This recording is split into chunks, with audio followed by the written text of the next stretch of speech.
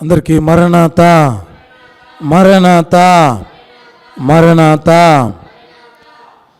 దేవుని యొక్క సన్నిధిలోనికి వచ్చిన మనందరినీ మన ప్రభువు, మన ప్రియుడు, మన రక్షకుడు, మన విమోచకుడైన యేసుక్రీస్తు ప్రభువారి యొక్క నిండైన మెండైన దీవెనలు దేవదేవుడు మనెల్లరకును అనుగ్రహించును గాక. ఆమేన్. పరిశుద్ధ గ్రంథములో నుండి దేవుని యొక్క వాక్యాన్ని చదువుకుందాం. అది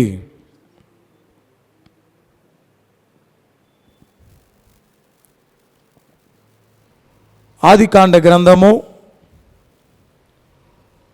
32వ అధ్యాయము 24వ వాక్యము. యాకోబు ఒక్కడు మిగిలిపోయెను, ఒక నరుడు తెల్లవారు వరకు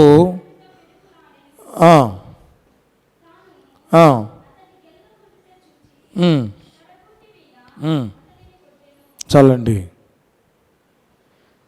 యాకోబు ఒక్కడు మిగిలిపోయెను. ప్రియమైన దేవుని బిడ్డలారా, దేవుని యొక్క వాక్యపాఠ్య భాగములో నుండి మనం గమనించిన వారమైతే పరిశుద్ధ గ్రంథములో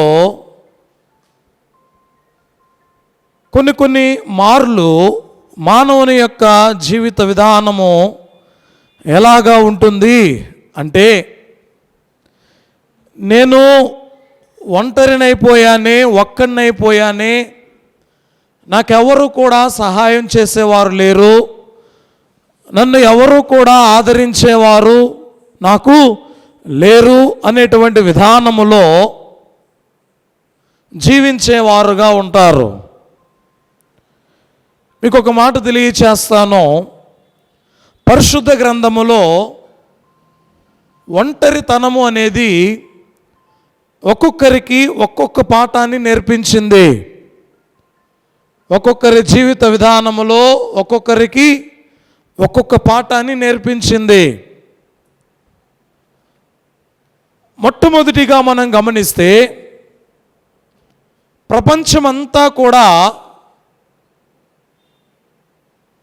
జలప్రళయ సమయములో ప్రపంచమంతా లయమైపోతూ ఉంటే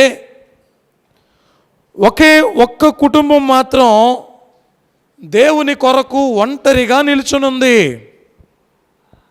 అమ్మా,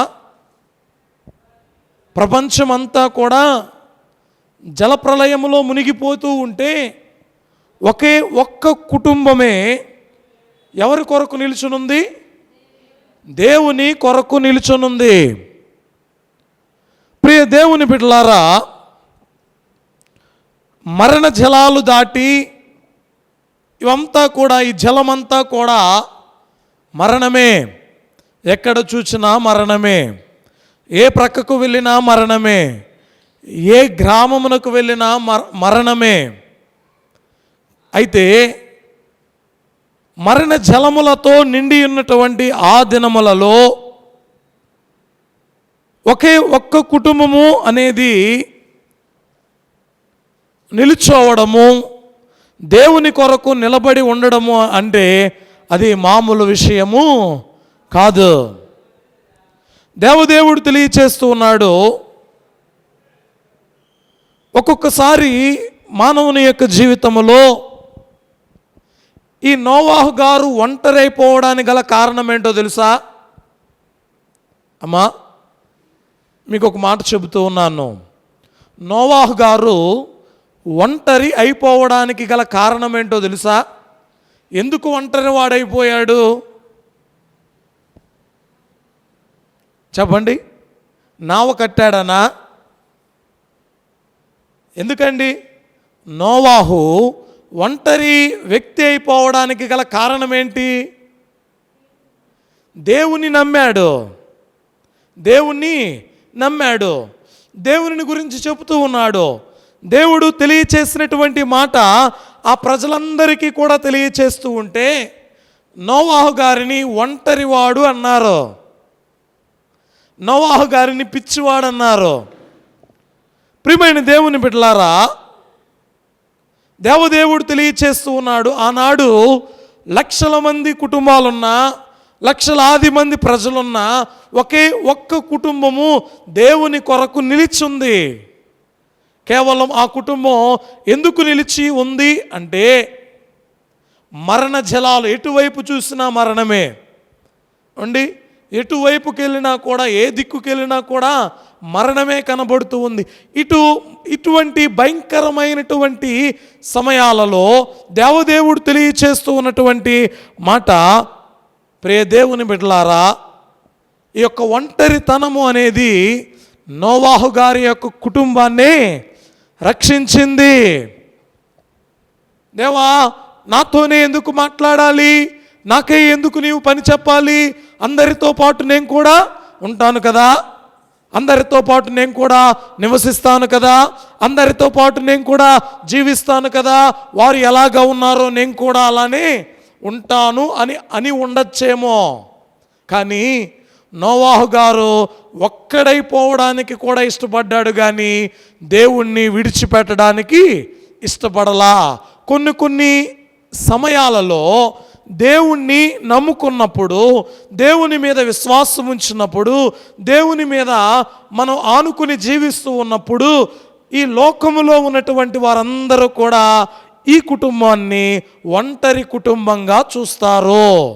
అర్థమవుతుందండి? నోవాహు కుటుంబము ఏ విధముగా అయితే ఒంటరి కుటుంబం అయిపోయిందో, అలాగే ఈ లోకములో దేవుణ్ణి నమ్మినప్పుడు ఈ లోకము కూడా మనల్ని ఏం చేస్తుందో తెలుసా? ఒంటరి కుటుంబముగానే చూస్తుంది. కానీ ఆ టైంలో కూడా దేవాతి దేవుడు అంటున్నాడు, డోంట్ వరీ అంటున్నాడు, నేను నీకు తోడై ఉన్నాను, నేను నీకు తోడై ఉన్నాను అని దేవుని యొక్క వాక్య భాగము తెలియచేస్తూ ఉంది.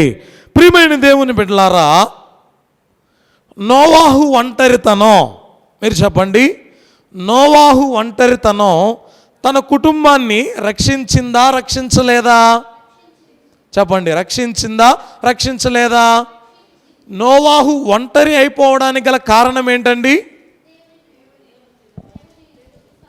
దేవునిని నమ్మడమే, దేవుని మీద విశ్వాసము ఉంచడమే, దేవుడు చెప్పినటువంటి పనిని చేయడమే నోవాహు గారిని ఒంటరి వాణ్ణిగా చేసింది. కానీ నోవాహు ఒంటరి వాడైపోయినా కూడా దేవుణ్ణి విడిచిపెట్టలా. దేవదేవుడు ఈ ఒక్క కుటుంబాన్ని రక్షించిన వారై ఉంటున్నారు. రెండవదిగా మీరు చదివారు వాక్య భాగాలలో, అమ్మా, ముందు బహుమతులను పంపించాడు. ఎవరి దగ్గరికి? అన్న అయినటువంటి యోసేపు దగ్గరికి, అన్న అయినటువంటి ఏశావు దగ్గరికి. తరువాత తన బిడ్డలను పంపించాడు. తరువాత తనకు కలిగి ఉన్నటువంటి సమృద్ధిని పంపించాడు. ఆ తర్వాత ఒక్కడగా మిగిలిపోయాడు. ఎవరైనా? యాకోబు. వాక్య భాగాలలో మనం గమనించిన వారమైతే, ఈ యాకోబు గారి ముందు వచ్చేటప్పుడు ఒంటరిగా వచ్చాడు. వచ్చినటువంటి ఈ వ్యక్తి ఇప్పుడు ఏశావుకి, తన అన్న అయినటువంటి ఏశావుకి ఏమేమి పంపిస్తూ ఉన్నాడో తెలుసా? ఏశావును శాంతింప చేయడానికి ముందుగా బహుమతులు పంపిస్తూ ఉన్నాడండి. ఏశావుని శాంతింప చేయడానికి బహుమతులు పంపించాడు. తర్వాత లేదంటే నా అన్న నన్ను చంపేస్తాడు అనుకుని తన కుటుంబంలో ఉన్నటువంటి తన భార్యను, తన బిడ్డలను, తనకున్నటువంటి యావదాస్తిని ముందు పంపించాడు అండి. అన్నిటినీ ముందు పంపించి యాకోబు మాత్రం ఎక్కడ నిలబడ్డాడు? వెనకాల నిలబడ్డాడు. అందరు వెళ్ళిపోయారు. తన పనివారు వెళ్ళిపోయారు, తన బిడ్డలు వెళ్ళిపోయారు, తనకున్నటువంటి భార్యలు వెళ్ళిపోయారు, తనకున్నటువంటి పనివారు వెళ్ళిపోయారు, తనకున్నటువంటి పశువులు, మందలు అన్నీ కూడా ముందు వెళ్ళిపోతూ ఉన్నాయి. కానీ ఒక్కడు మిగిలిపోయాడు. ఏమండి, ఈ ఒంటరితనము అనేది యాకోబుకి ఏం నేర్పించింది? అమ్మా, ఈ ఒంటరితనము అనేది యాకోబుకి ఏం నేర్పించింది అంటే, ఈ ఒంటరితనమే మోసగాడు అనేటువంటి పేరుని మార్చివేసింది. అర్థమవుతుందండి? అర్థం చేసుకోండి. ఈ ఒంటరితనమే మోసగాడు అనేటువంటి పేరుని మార్చివేసింది. యాకోబు అనగా అర్థము మోసగాడు. యాకోబు యొక్క పేరు మారిపోతూ ఉంది. ఏమనో తెలుసా? యాకోబు, నేను నిన్ను ఇక యాకోబు అని పిలవను, నీ పేరేంటో తెలుసా? ఇశ్రాయేలు. చూడండి, ఒంటరితనము తన యొక్క పేరుని మార్చివేసింది. ఒంటరితనము తన యొక్క ప్రార్థన మారింది. అయ్యా, ఇదిగో ఇదే చోటున నేను ఈ దేశానికి వెళ్ళేటప్పుడు నీకు మనవి చేసుకున్నా, నీకు మొక్కుకున్నా.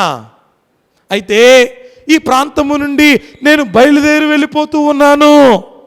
నన్ను దీవించావు, బహుగా దీవించావు, ఆశీర్వదించావు, కానీ నేను నిన్ను మరిచాను. ప్రార్థన చేస్తూ ఉన్నాడు. ఏమని ప్రార్థన చేస్తూ ఉన్నాడో తెలుసా? ఏమండి, ఇప్పటి వరకు ముందు పంపించినటువన్నీ కూడా ఈయన ఆశీర్వాదాలే కాదా? చెప్పండి. అన్నకి బహుమతులు పంపించాడు, తనకున్నటువంటి పశు సంపద అంతటినీ ముందు పంపించాడు, తన భార్యలను బిడ్డలను అందరినీ పంపించి వేశాడు. ఇదంతా ఆశీర్వాదం కాదంటారా? ఏమండి, ఆశీర్వాదం కాదా? యాకోబు గారు ఏమంటూ ఉన్నారో తెలుసా? ఇప్పుడు, అయ్యా, నీవు నన్ను ఆశీర్వదించితేనే గాని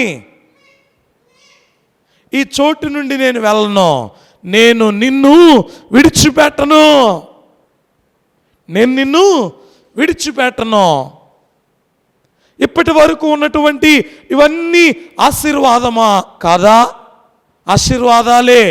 కానీ మరలా అంటూ ఉన్నాడు, అయ్యా, ఈ ఆశీర్వాదాలన్నీ కాదు, ఎక్కడో వెళ్ళి సంపాదించుకొని ఆస్తిని పోగు చేసుకుంటే ఏముంది? నా దేశములో నా ప్రాంతములో నీవు నాకు ఇచ్చినటువంటి స్వాస్థ్యములో నేను ఉండాలి. ప్రియమైన దేవుని బిడ్డలారా, గమనించండి, ఒంటరితనం ఈ చోటే, యాకోబు గారు నిలిచి ఉన్నటువంటి ఈ చోటే ఏం మారిపోయాడో తెలుసా? ఆయన పేరు మారిపోయింది, ఆయన ప్రార్థన మారిపోయింది. ఇంకా అమ్మా, ఇంకా ఏం మారిందండి? ఇప్పటి వరకు చక్కగా నడుచుకుంటూ వెళ్ళేవాడు, చక్కగా బాగా నడిచేవాడు. ఎప్పుడైతే ఈ తుంటి నరం మీద కొట్టబడిందో, తొడ మీద కొట్టారో, అమ్మా, తొడ మీద కొట్టారో, నడక ఏమైపోయింది? మారిపోయింది. చక్కగా నడుస్తూ ఉన్నటువంటి యాకోబు కాస్త ఆయన నడక కుంటివాడుగా నడుస్తున్నాడు. లేక ఆధారం లేక నడవలేకపోతున్నాడు, చేతిలో కర్ర లేకపోతే నడవలేకపోతున్నాడు. ప్రియమైన దేవుని బిడ్డలారా, నడక మారింది, ఆయన మాట మారింది, ఆయన చూపు మారింది, అంతేకాకుండా ఆయన బ్రతుకే మారిపోయింది. అందుకే దేవదేవుడు అంటున్నాడు, 12 గోత్రాల రాజ్యవంశానికి మూల పురుషుడైన యాకోబు అంటున్నాడండి.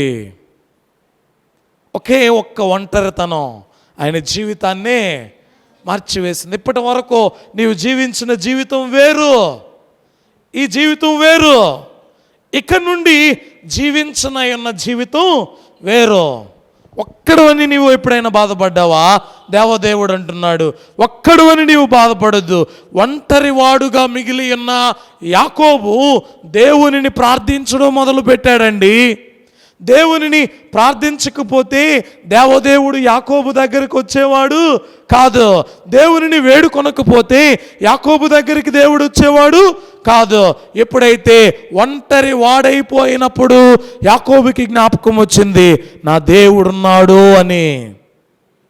ప్రియమైన దేవుని బిడ్డలారా, ఆయన అంటూ ఉన్నాడు, అయ్యా, ఈ టైంలో ఈ సమయంలో ఒంటరి వాడినైపోయాను అనుకుంటున్నాను, కానీ ఈ ఒంటరితనములో ఏమేమి దేవుడు మార్చాడు అంటే యాకోబు యొక్క పేరు మారిపోయిందండి. అంతేకాకుండా యాకోబు గారి యొక్క ప్రార్థన మారిపోయింది, యాకోబు గారి యొక్క నడక మారిపోయింది, యాకోబు గారి యొక్క చూపు మారిపోయింది. యాకోబు గారిని దేవుడు అంటూ ఉన్నాడు, 12 గోత్రాల రాజ్య వంశావళికి మూల పురుషుడవు నీవే యాకోబు. ఒక్కడవని బాధపడ్డావేమో, ఇదిగో అందరు నిన్ను విడిచి వెళ్ళిపోయారేమో, నేను నిన్ను విడవలేదు. చూడండి, నోవాహు గారు, అయ్యా అన్ని కుటుంబాలు ఉన్నాయి, నన్ను ఒక్కడిని ఏకాకిలాగా ఒంటరి కుటుంబంలాగా చేసేవేంటయ్యా అంటే, దేవాతి దేవుడు అంటున్నాడు, మరణ జలాలు వస్తున్నాయి. ఏ జలాలు అటండి? మరణకరమైనటువంటి జలాలు వస్తూ ఉన్నాయి. ఈ మరణకరమైనటువంటి జలాలలో నీవు ఉండడం నాకు ఇష్టం లేదు. ప్రియమైన దేవుని బిడ్డలారా, మూడవదిగా మనం చూస్తే కర్మేలు పర్వతము మీద ఏలియా గారి యొక్క ఒంటరితనం అనేది మనకు కనబడుతూ ఉంది. ఎవరండి? చెప్పండి, అందరూ చెప్పండి, ఎవరు? ఏలియా. కర్మేలు పర్వతం దగ్గర ఒక చర్చ జరుగుతూ ఉంది.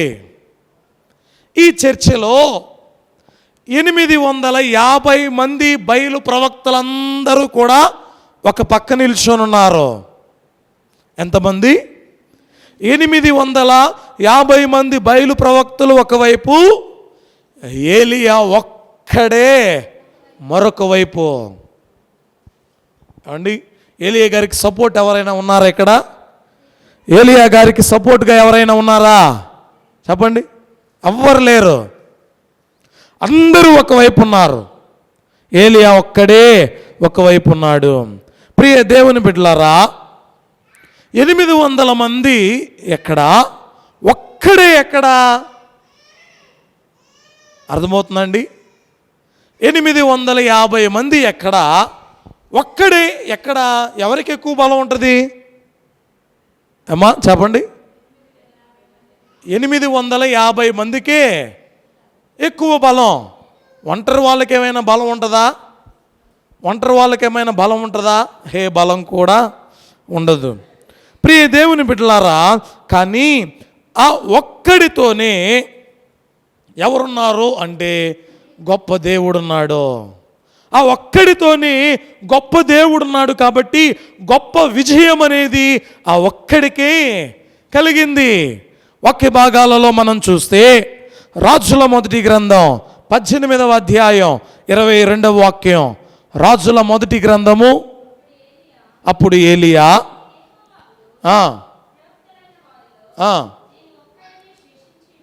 అమ్మా ఎంతమంది ఉన్నారండి?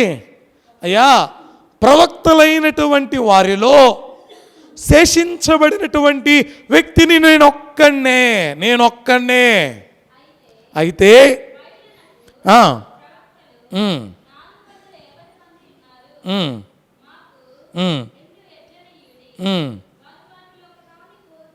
చూడండి, దేవదేవుడు అంటున్నాడు ఏంటో తెలుసా అమ్మా? ఇక్కడ ఏం జరిగిందో మీ అందరికీ తెలుసు. ఈ వాక్య భాగాలలో వ్రాయబడినటువంటి మాటను మనం గమనించిన వారమైతే దేవదేవుడు తెలియచేస్తూ ఉన్నటువంటి మాటలు ఇవి. అయ్యా చూడండి, 850 మంది ఒక పక్క, ఒక్కడే ఒక పక్క. 450 మంది ఒక పక్క, ఒక్కడే ఒక పక్క. చూడండి ప్రియ దేవుని, ఎవరికి ఎక్కువ బలం? 450 మందికే ఎక్కువ బలం. అయితే జరిగినటువంటిది ఏంటి అంటే వీరందరి మీద సవాల్ విసిరాడు. ఎవరు? ఏలియా. ఏలియా గారు సవాల్ విసిరాడు.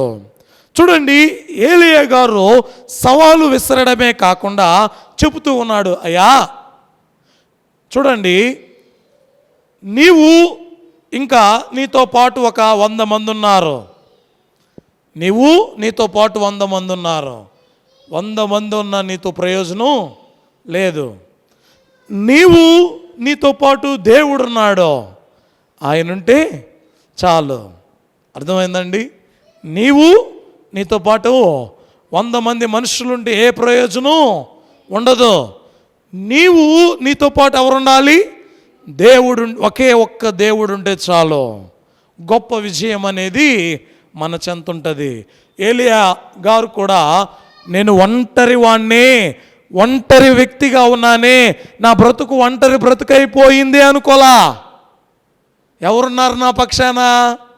ఏమండి, ఒక విజువల్స్లో ఆయన యొక్క వీడియో చూస్తూ ఉంటే వీళ్ళందరూ బయలు ప్రవక్తలందరూ కూడా రకరకాలుగా పొద్దుటి నుంచి సాయంత్రం వరకు వారి యొక్క విధానాన్ని వారు చేస్తూ ఉంటే చక్కగా ఒక రాయి మీద కూర్చొని కాలు మీద కాలు వేసుకొని ఉంటాడు ఏలియా. వీళ్ళందరూ చేసేటువంటి వాటన్నిటిని చూసి ఏలియా కాలు మీద కాలు వేసుకుని కూర్చొని ఉంటాడు. వీళ్ళందరిది అయిపోయిన తర్వాత ఏలియా గారు చక్కగా వచ్చి ఏమండి మోకరించి ప్రార్థన చేయగానే ఆకాశము మీద నుండి అగ్ని దిగి వచ్చి పరుండబడినటువంటి బలి పశువును కాల్చివేస్తుంది. అంటే ఎవరికి ఎక్కువ బలం ఉంది? మనుషులు నీ ప్రక్కుండి నీకు బలం ఉన్నట్టు కాదు. అమ్మా, అర్థమైందా? మనుషులు నీ ప్రక్కనుంటే నీకు బలం ఉన్నట్టు కాదు. ఎవరు నీ పక్షాన ఉండాలి? దేవాతి దేవుడు నీ పక్షాన ఉండాలి. అప్పుడు నీవు ఒక్కండవైనా నీవు కొండతో సమానం. అర్థమైందండి? నీవు ఒక్కడువైనా నీవు ఎవరితో సమానం? కొండతో సమానం. దేవదేవుడు తెలియచేస్తూ ఉన్నటువంటి మాటలు, ఒక్కండవని వడలిపోవద్దు, నీ ప్రక్కన అనేకులున్నారు నీకు తెలుసునా, చిక్కవు నీవెవరి చేతిలోనైనను చిక్కిపోవని నీకు తెలుసునా, సృక్కిపోవని నీకు తెలుసునా, నొక్కబడవని నీకు తెలుసునా. ఎందుకు చిక్కిపోవు? ఎందుకు సృక్కిపోవు? ఎందుకు అమ్మా ఈ విధంగా అయిపోవు అంటే నీ పక్షాన దేవదేవుడు ఉన్నాడు. హల్లెలూయా.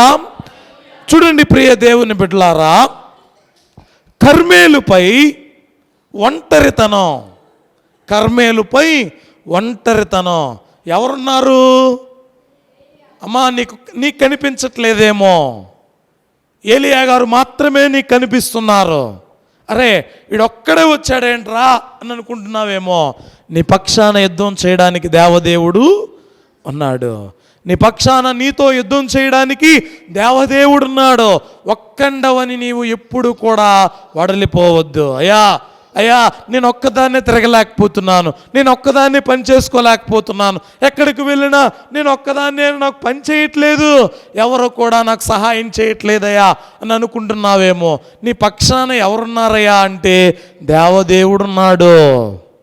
దేవదేవుడు నీ పక్షాన ఉన్నాడు. వాక్య భాగాలలో మనం గమనించిన వారమైతే అమ్మా 3 వ్యక్తులు చూసాం. జ్ఞాపకం ఉన్నారా? ఎవరండి? ఒకరేమో నోవాహు, మరొకరేమో యాకోబు, మరి ఒకరేమో ఏలియా. ఈ 3 యొక్క జీవితాలలో ప్రార్థనలో వీరు ఒంటరిగానే ఉన్నారు. కానీ ఈ ఒంటరి జీవితంలో వీరికి తోడుగా ఎవరున్నారయ్యా అంటే దేవాతి దేవుడు ఉన్నాడు. ఏమండి? దేవాతి దేవుడు ఉన్నాడు. 4వదిగా గమనిస్తే చూడండి, 4వదిగా యెహోషువ గారు ఉన్నారండి. 5వ అధ్యాయం, యెహోషువ గ్రంథము 5వ అధ్యాయము 13వ వాక్యం.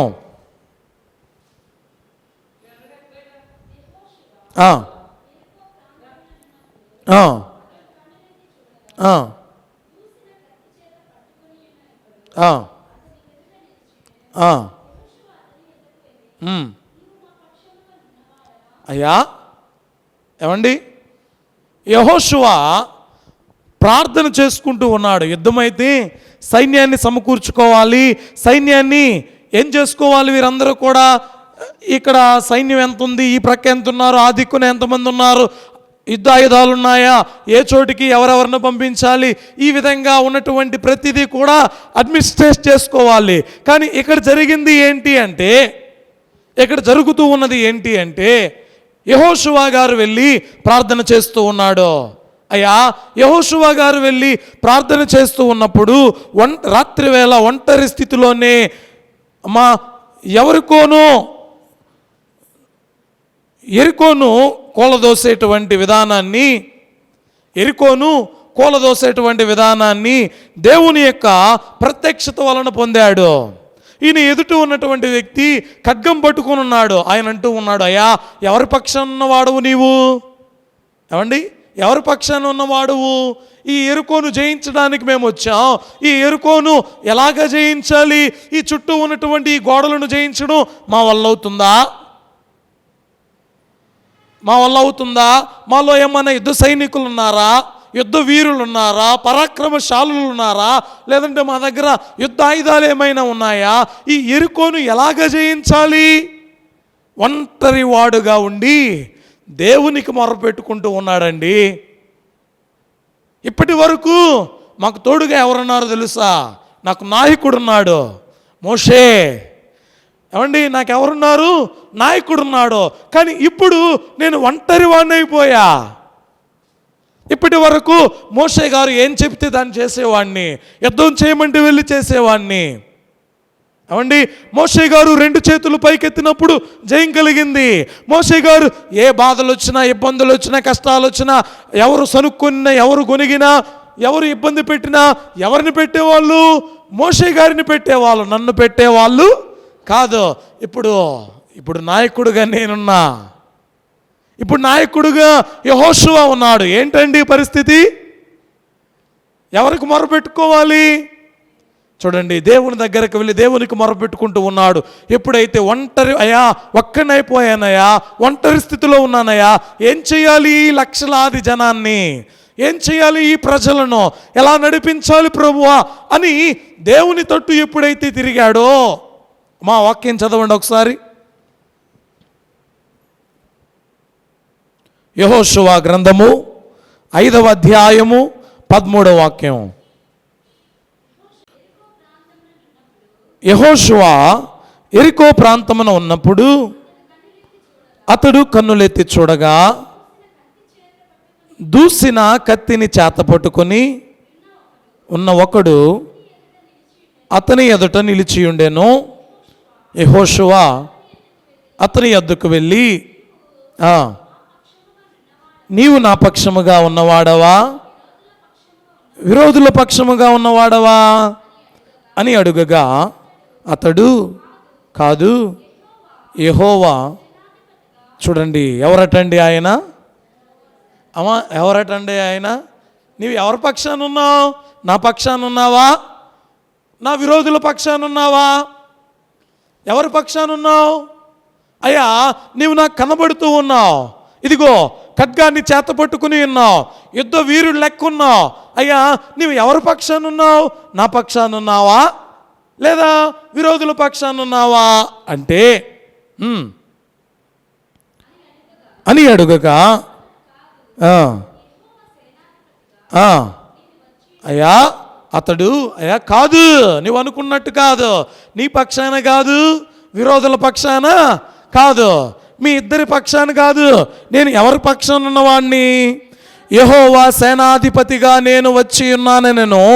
యెహోషువ నేల మట్టుకు సాగిలపడి నమస్కారము చేసి, నా ఏలినవాడు తన దాసునికి సెలవిచ్చినదేమని అడిగాను. ఏమండి, నేను ఎవరి పక్షాన ఉన్నానో తెలుసా? దేవుని పక్షాన. యెహోవా సేనాధిపతిని నేను. ఏమండి, మాటను చూడండి, ఎంత ఈ వాక్యాన్ని చదువుతూ ఉన్నప్పుడు యెహోషువ ఒంటరి వాడుగా ప్రార్థన చేసుకుంటూ ఉంటే యెహోషువ గారి దగ్గరికి సైన్యాధిపతి వచ్చి, ఎవరి సైన్యాధిపతి అట? దేవుని యొక్క సైన్యాధిపతి అండి. దేవుని యొక్క సైన్యాధిపతి వచ్చి ఆయన అంటున్నాడు, అయ్యా నేను యెహోవా సేనాధిపతిగా వచ్చాను, సేనాధిపతిగా వచ్చి ఉన్నాను. అందుకు యెహోవా సేనాధిపతి, నీవు నిలిచి ఉన్న ఈ స్థలము పరిశుద్ధమైనది, నీ పాదరక్షలను తీసివేయమని యెహోషువతో చెప్పగా యెహోషువ అలాగూ. చూడండి ఏం జరుగుతూ ఉందండి ఇక్కడ. ప్రియమైన దేవుని బిడ్డలారా, అయితే కంటిన్యూషన్ అనేది మనకు కనబడుతుంది. 6వ అధ్యాయము 5వ వాక్యంలో మనం చూద్దాం. మానక ఆ కొమ్మలతో వారు ధ్వని చేయుచుండగా మీరు బోరల ధ్వని వినినప్పుడు జనులందరూ ఆర్భాటముగా కేకలు వేయవలను.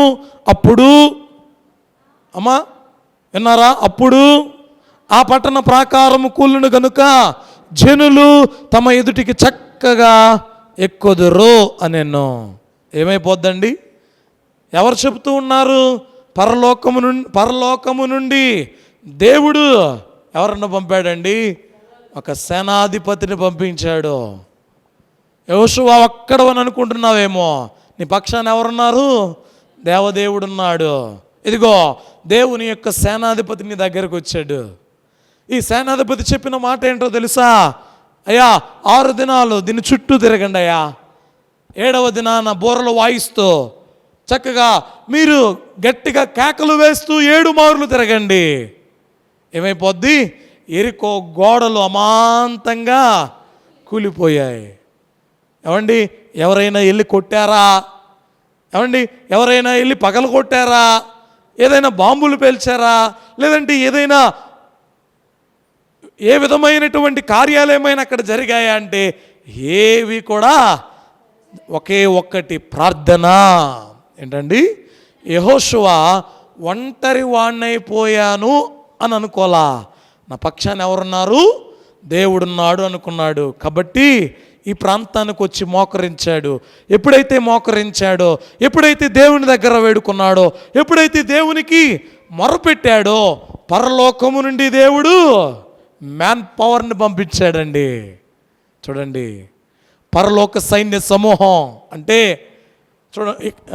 విజయవాడలో మొన్నటి దినాన జరిగినటువంటి వరదలకు ఆర్మీ వాళ్ళు వచ్చారు. ఆర్మీ వాళ్ళు వచ్చి వారి వంతు సహాయాన్ని వారు అందిస్తూ ఉన్నారు. ఇప్పుడు యెహోషువ గారికి ఎక్కడి నుండి ఆర్మీ వచ్చింది? పరలోకము నుండి ఆర్మీ బెటాలియన్ దించాడు దేవుడు. కాబట్టి వాక్య భాగంలో దేవదేవుడు తెలియచేస్తున్నటువంటి మాట ఒంటరితనము అని ఎప్పుడు కూడా అనుకోవద్దు. మనుషులు ఎంతమంది ఉన్నా నిష్ప్రయోజనమే. దేవుడు ఒక్కడుంటే చాలు. అర్థమైందండి? మనుషులు 100 మంది నీకున్నా ప్రయోజనం లేదు, 1000 మంది నీకున్నా ప్రయోజనం లేదు, రాజ్యాన్ని సంపాదించుకున్నా ప్రయోజనం లేదు. దేవాతి దేవుడిని ఒక్కడిని సంపాదించుకుంటే వీళ్ళందరూ కూడా నీ పక్షాన్నే ఉంటారు. కాబట్టి ఇంకా 5వదిగా ఒక మాట చెబుతాను. 5వదిగా గిద్యోను. ఎవరండి? ఎక్కడున్నాడో తెలుసా? గానుగ చాటునున్నాడు. ఎవరికి కనిపించకుండా ఒంటరి వాడుగా తన యొక్క దేశాన్ని విడిచి, బంధువులను విడిచి, అమ్మా ఆయన అరే నువ్వు వేశ్య కుమారుడివి, నువ్వు ఇక్కడ ఎందుకున్నావు అన్నారు. ఆ మాటకి ఆ ప్రాంతం నుండి వచ్చేసాడండి. ఆ మాటకి ఆ ప్రాంతం నుండి వచ్చేసాడు. ఆ ప్రాంతం నుండి వచ్చేసి గానుగు చాటున ఎక్కడో ఉన్నాడు. అయితే ప్రియ దేవుని బిడ్డలారా, మిద్యానీయులు గిద్యోనును భయకంతుని చేశారు. అందుకే ఒంటరిగా గానుగు చాటున గోధుమలు తొల్లగొడుతూ ఉన్నాడు. సరిగ్గా అప్పుడే ఇశ్రాయేలీయులను రక్షించమని పరము నుండి పిలుపు వచ్చింది. ఎవరికి? గిద్యోనికి. చూడండి ప్రియ దేవుని బిడ్డలారా, న్యాయాధిపతుల గ్రంథం 6వ అధ్యాయం 11వ వచనం.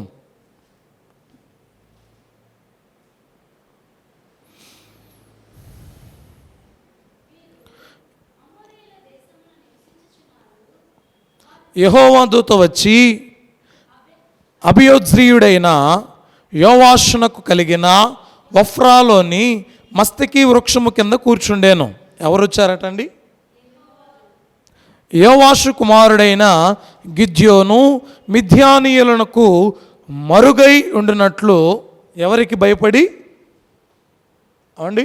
మిద్యానీయులకు భయపడి వాళ్ళెవ్వరికి కూడా కనిపించకుండా ఉండడానికి గానుగ చాటున గోధుమలను దొల్లగొట్టుకొనుచుండగా యెహోవా దూత అతనికి కనబడి, పరాక్రమము గల బలాఢ్యుడా, యెహోవా నీకు తోడై ఉన్నాడు అని చెప్పాను. ఏమండి ప్రియ దేవుని బిడ్డలారా, శ్రమ వచ్చింది, ఇశ్రాయేలీయులకు వచ్చింది. ఎందుకు వచ్చిందో తెలుసా? ఎన్ని సంవత్సరాలు అప్పగించాడో తెలుసా? ఇశ్రాయేలీయులు యెహోవా దృష్టికి దోషులైనందున యెహోవా 7 ఏండ్లు వారిని మిద్యానీయులకు అప్పగించెను. 7 సంవత్సరాలు మిద్యానీయుల బానిసత్వంలో ఉన్నారు. మిద్యానీయులకు భయపడి గానుగు చాటున గోధుమలు దొల్లగొట్టుకుంటూ ఉన్నాడు. ఎవరు? గిద్యోను. ఒంటరివాడుగా ఉన్నాడండి, ఒక్కడిగా ఉన్నాడు. అయితే ప్రియ దేవుని బిడ్డలారా, దేవదేవుడు తెలియచేస్తూ ఉన్నాడు, ఇదిగో ఇశ్రాయేలీయులను రక్షించుటకు నేను నిన్ను పంపిస్తూ ఉన్నా అంటున్నాడు. ప్రియ దేవుని బిడ్డలారా, ఆ తర్వాత ఏం జరిగిందో అవన్నీ కూడా మనం చూడగలుగుతూ ఉన్నాం. అయితే ఒంటరివాడుగా ఉన్నాడు అనుకుంటున్నప్పుడే గిద్యోను దేవునిని విడిచిపెట్టలేదు, దేవునికి మొరపెట్టుకుంటూ ఉన్నాడు. ఎప్పుడైతే దేవునికి మొరపెట్టుకుంటూ ఉన్నాడో దేవదేవుడే గిద్యోనుకు తోడుగా ఉండి గిద్యోనుని ఇశ్రాయేలీయులను రక్షించిన వారై ఉంటూ ఉన్నారు. ఇంకా ఆ తర్వాత గమనించిన వారమైతే దానియేలు ఒంటరిగా ప్రార్థించాడండి. ఒంటరితనం, ఒక్కడే. దానియేలుతో కలిసి ప్రార్థన చేయడానికి ఎవరు కూడా లేరు. రాజేమో ఎవరికి కూడా నీవు ప్రార్థన చేయడానికి వీల్లేదు అంటున్నాడు. దానియేలేమో యెరూషలేము వైపు తన కిటికీలు తెరచి రోజుకి 3 మారు ప్రార్థన చేస్తున్నాడు. ప్రియ దేవుని బిడ్డలారా, ఒంటరిగానే ప్రార్థించాడు, ఒంటరిగానే సింహాల గుహలోనికి వెళ్ళాడు. అపాయం లేకుండా వీరునిగా బయటకు వచ్చాడు. ఏ అపాయం లేకుండా వీరుడుగా ఎవరు వచ్చారండి? దానియేలు బయటకు వచ్చాడు. ఒంటరిగా ఉన్నాను అనుకోవద్దు, దేవుడు తోడుగా ఉంటాడు. చివరిగా దావీదు ఒంటరితనం. రాత్రి మెలకువగా ఉండి ఇంటి మీద ఒంటరిగానున్న పిచ్చుకల్లాగా ఉన్నాను అన్నాడండి.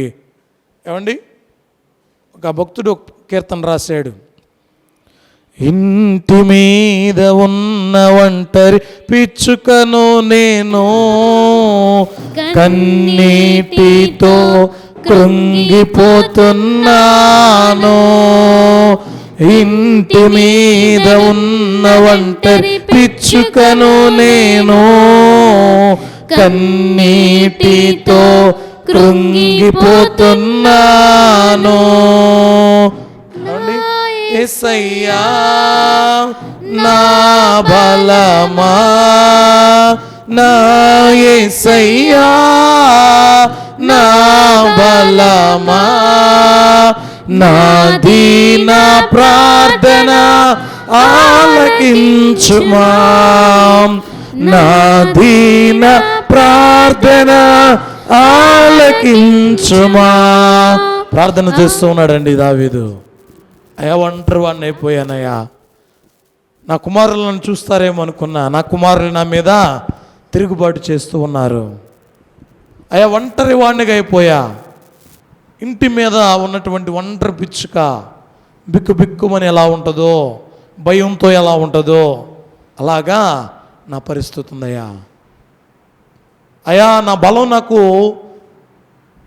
సపోర్ట్గా ఉందేమో అనుకున్నా, నా బలమే నాకు బలహీనమైపోయింది. కాబట్టి నా కుమారులు నా బలం అనుకున్నా, నా బిడ్డలే నా బలహీనత అయిపోయారు. కాబట్టి ప్రభువా, నా బలం నీవై ఉంటే నా బలహీనత ఏదైనా సరే అది పోతుందయా అని దావీదు గారు ప్రార్థన చేస్తూ ఉన్నారండి. కాబట్టి ఒక్కడిగా మిగిలి దావీదు ఏ విధంగా ప్రార్థన చేశాడో అలాగే దేవుని యొక్క సముఖములో ఒంటరితనములో తోడుగా ఉండేది ఎవరు? దేవాతి దేవుడే. నోవాహు గారు ఒంటరివాడే, యాకోబు ఒంటరివాడే, ఇంకా ఏలియా కర్మేలు పర్వతం దగ్గర ఏలియా గారు ఒంటరివారే, ఆ తర్వాత యెహోషువ ఒంటరివాడే, గిద్యోను ఒంటరివాడే, దానియేలు ఒంటరివాడే, చివరిగా దావీదు గారు కూడా ఒంటరివాడే. వీళ్ళందరి జీవితంలో విజయం రావడానికి గల కారణం ఏంటో తెలుసా? ఒంటరి జీవితాలలో వీరు దేవునికి మొరపెట్టారు. వీరి పక్షాన ఎవరు తోడుగా ఉన్నారు? దేవుడే తోడుగా ఉన్నాడు. అలాగే మన ఒంటరి బ్రతుకులో మనకు తోడుగా ఉండవలసింది ఎవరు?